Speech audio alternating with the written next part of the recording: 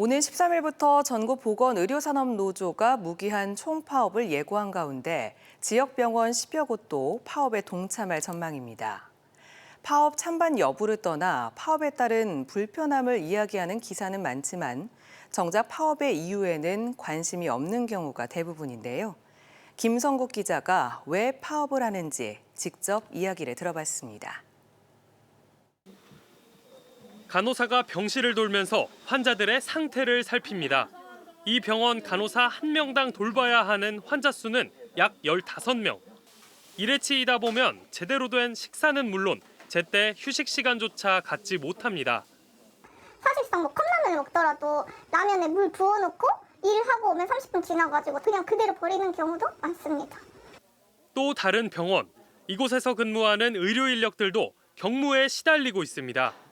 이곳은 간호사뿐 아니라 방사선사 인력도 부족해 최소 2명이 할 일을 혼자 하는 경우가 일상입니다. 한 명은 검사를 이거 눌러주시고 한 명은 잡고 해야 되는데 그 인력이 안 되다 보니까 이걸 끌고 와서 잡고 찍는 거예요. 그러면은 저도 이제 피폭을 당하고. 국내 의료법에는 간호사가 돌보는 적정 환자 수에 대한 기준이 없습니다. 환자 모두가 수준 높은 의료 서비스를 받고 싶은 것처럼 수요자들의 눈높이는 갈수록 높아지고 있지만 이를 보장할 근본적인 기준조차 없는 겁니다.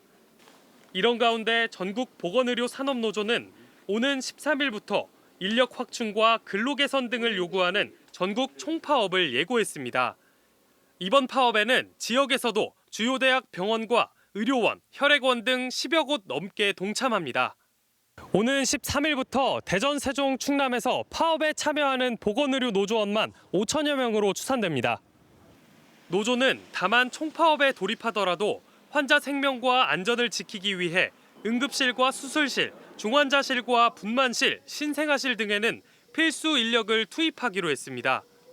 또 의료기관 내 발생할 수 있는 응급 상황에 대비해 응급 대기반을 구성 가동하기로 방침을 정했습니다.